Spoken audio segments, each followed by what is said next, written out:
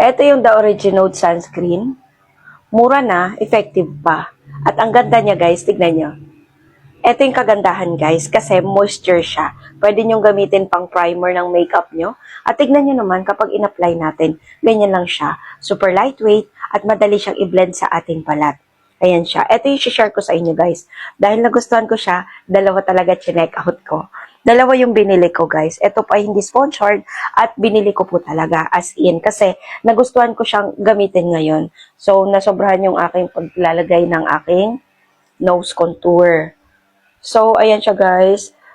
Moisture siya. Kaya gusto kong i-share sa inyo. Ang ganda gamitin. 'Di ba mainit ang panahon ngayon? Kaya naman, mag-sunscreen tayo. Maganda siya gamitin kapag nagme-makeup ka kasi pwede mo na din siyang moisture. Pwede siya pang primer talaga. As in, ito po ay Ceramela Sunscreen with SPF 50 PA+++. Guys, ang ano po kasi ceramide, yun po yung, may ceramide siya, may vitamin C, and tremelia? Hindi ko, ngayon ko lang naano yung tremelia kasi. Ito po ay malambot sa balat, nakakapag-lighten ng skin natin. Meron ka ng sunscreen, meron ka pang skincare. O, diba? Tapos, diba kapag nagda-dry yung balat mo, lalo na kapag mainit ang panahon at mahangin ang panahon, medyo nagda-dry talaga yung balat mo, pwede mo na din siyang pwede mo na din siyang moisturizer. So, ayan siya mga mi. Kapag nagustuhan nyo to, lagay ko yung link nito. Kasi, dinami-dami talagang mga sinishare ko dito sa aking YT channel. Ang dami pong mga nagtatanong sa akin na, Mi, saan nabibili yan? Mi, saan po pwede umorder yan? So, ayan, sa mga sinishare ko dito sa inyo, tignan nyo lang po yung aking comment section. Mabibili nyo po dyan. Kapag kinlik nyo po yung aking link, mapupunta po kayo sa TikTok shop ko mismo. Kasi galing po ako sa TikTok at affiliate tayo sa TikTok. So, pwede po talaga kayo makabili doon. Kasi kapag TikTok po yung shinare ko guys, napakamura kasi. Mura lang siya guys. Pero ito, mura siya pero effective. Ayan siya, The Originote. Actually, meron din silang moisturizer. Pero, ang nagustuhan ko talaga sa sunscreen na to, sunscreen na siya, may skincare ka pa, moisturizing po siya sa skin natin. Nakaka-brighten, nakaka-smoothen sa skin natin. Ang kagandahan dito, hindi mo na kailangan gumamit pa ng moisturizer. Sa sunscreen mo lang, may moisturizer ka na, The Originote. Actually, ang bili ko nito guys, 100 plus lang. 200 plus siya kapag dalawa yung binili nyo. As in, almost 300 ata. Basta ganoon ata yung nagre-range yung, ano niya, yung kanyang presyo.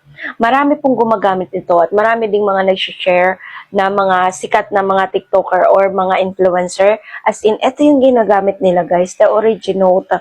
Maganda siyang gamitin. Sa experience ko, ito yung sasabihin ko sa inyo. Sa tuwing nagme-makeup ako or pag nag-a-apply ako ng ano, ito lang yung pang-base ko ng makeup. Pwede na po talaga. At the same time, pwede nyo na din siyang pang ano, tignan nyo naman, nakaka-brighten siya ng skin, instant white yung skin mo, instant clear yung skin mo, moisturizing siya, ayan siya, malambot sa balat natin. Ayan, madali siyang i-absorb, madali matuyo, at saka glowy sa skin, diba? Sabi ko sa inyo maganda siya gamitin guys. At saka kapag, meron kasing mga sunscreen na kapag in-apply natin, medyo makati talaga. Ito kasi hindi siya makati sa balat. Kasi nakaranas po talaga ako ng mamahaling sunscreen, pero pag in-apply mo buong araw, kapag pagdating ng hapon, makati talaga or nangangati yung skin mo. Pero ito guys, danas ko na na-experience ko talaga siya, hindi po siya makati sa balat natin. Hindi po siya namumuo. Well, ito pa, i-share ko din sa inyo, may ibang sunscreen po kasi na kapag in-apply natin sa skin natin, parang nagiging parang dumi siya or libag. Ito po guys, hindi. As in, lightweight lang siya.